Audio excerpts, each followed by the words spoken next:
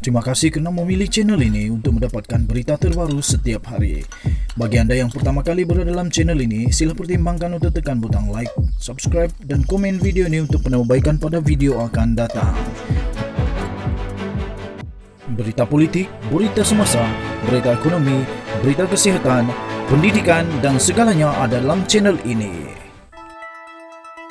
Salam sejahtera Malaysia. Berita seterusnya dipetik daripada malaysiakini.com bertajuk Mahkamah Rayuan kekal keputusan batal saman Depak terhadap Najib dan Rosmah.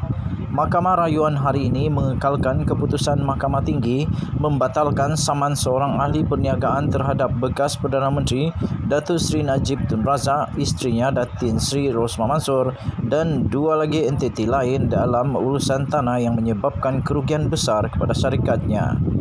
Panel 3 hakim yang diketuai oleh Hakim Datuk Hanifah Fariqullah menolak rayuan JR Deepak Jaikishan yang memutuskan tiada merit dalam rayuannya kerana Pusurujaya Kehakiman Mahkamah Tinggi telah mempertimbangkan secara terperinci setiap pleading dan isu-isu dalam membuat penemuannya.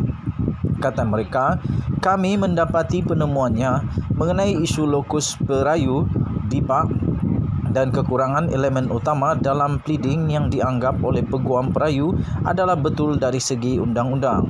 Katanya sambil menambah bahawa tiada sebarang pindaan yang dapat membetulkan kenyataan tuntutan Depak.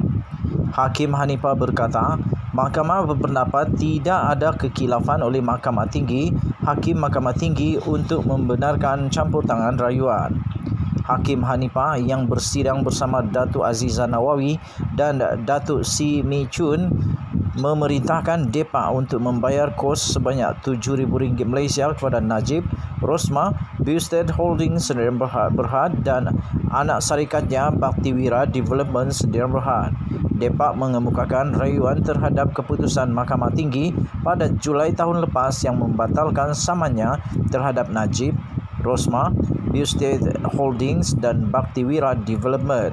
Dalam prosiding rayuan yang dijalankan secara maya pada hari ini, Peguam Magita Hari Morgan berhujah anak guamnya Depak perlu diberi peluang untuk meminda pernyataan tuntutannya.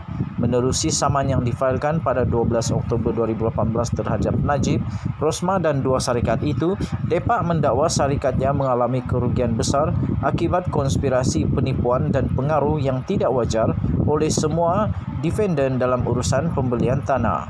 Beliau mendakwa sebagai pengarah dan pemilik saham terbesar Asta Changi Sdn Berhad, beliau telah menandatangani satu perjanjian dengan pengarah dan pemilik saham terbesar Syarikat Awan Megah Malaysia Sdn Berhad, Raja Rupiah, Raja Abdullah, berhubung 3 bidang tanah seluas 181.9 hektar di Mukim Kapar, Klang dan Mukim Bukit Raja dalam daerah Petaling.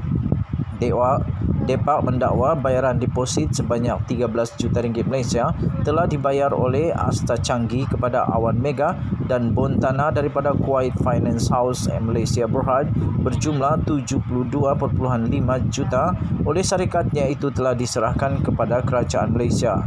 Bagaimanapun beliau mendakwa Awan Mega enggan mengemukakan geran tanah asal untuk dipindahkan kepada Asta Changi.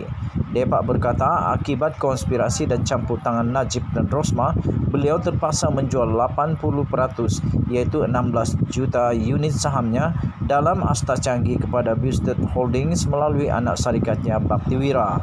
Oleh itu, beliau menuntut ganti rugi sebanyak RM600 juta, ganti rugi teladan RM50 juta dan ganti rugi berpanjangan RM26 juta.